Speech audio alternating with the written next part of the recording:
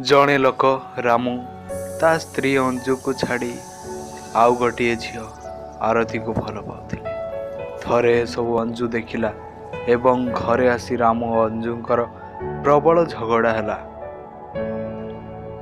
ଆରତୀ ଏବଂ ରାମୁ ଅଞ୍ଜୁକୁ ରାସ୍ତାରୁ ହଟେଇବା ପାଇଁ ପ୍ଲାନ୍ ଆରମ୍ଭ କଲେ।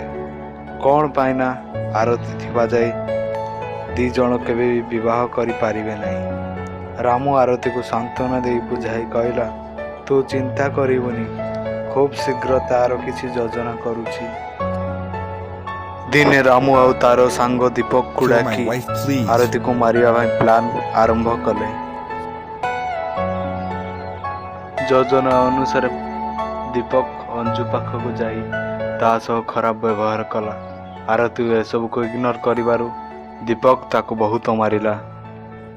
ଯେତେ ରାଗିଥିଲେ ମଧ୍ୟ ଗୋଟିଏ ସ୍ତ୍ରୀ ତାର ନିଜ ସ୍ୱାମୀକୁ ହିଁ ନିଜର ମନର କଥା କହିପାରେ। ରାମୁ ଘରକୁ ଆସିବା ପରେ ଅଞ୍ଜୁ ସବୁ କଥା କହିବାରୁ ରାମୁ ଓଲଟି ଅଞ୍ଜୁକୁ ତୁ ହିଁ ସବୁ ନାଟର ଗୋବର୍ଦ୍ଧନ, ପରପୁରୁଷ ଉପରେ ଆଖି ପକାଉଛୁ, ଏବେ ହିଁ ମୋ ଘରୁ ବାହାରି ଯା କହି ଘରୁ ବାହାର କରିଦେଲେ ଅଞ୍ଜୁକୁ।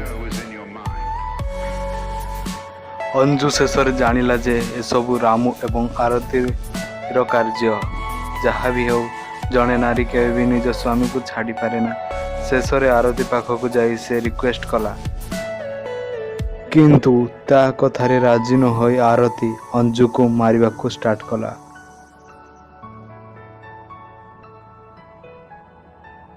କ'ଣ ପାଇଁ, କାହିଁକି ଏତେ ଭଲ ପାଉଛୁ ତୁ? ସେ ଯଦି ଆଉ କାହାକୁ ଚାହୁଁଛି, କାହିଁକି ତାକୁ ଭୁଲି ଯାଉନୁ ତୁ? ପ୍ରଥମ ଥର ଜୀବନରେ ଯେବେ ହୁଏ ଧୋକା, ଏମିତି ଲାଗିଲା ଆଉ ଥରେ ନ ମିଳିବ ମୌକା। ଏ ଭଲ ପାଇବା ଗୋଟିଏ ଥର ହୁଏ, କ'ଣ ପାଇଁ କେଜାଣି ଏ ମନ ତାକୁ ହିଁ ଝୁରେ। ଭୁଲ ରାସ୍ତାରେ ଯାଉଛି ମୋ ଜୀବନ, ମନ ଆଉ ହୃଦୟ ଭିତରେ ହଟକେ ମୋର ଜୀବନ। ଖସିକି ଉଠିବାର ନାଁ ହେଉଛି ଜୀବନ, ଭୁଲ ରାସ୍ତାରେ ଛିଡ଼ା ହେଇଛି ମୋ ଜୀବନ। ମନ ଆଉ ହୃଦୟ ଭିତରେ ହଟକେ ମୋର ଜୀବନ, ଖସିକି ଉଠିବାର ନାଁ ହେଉଛି ଜୀବନ।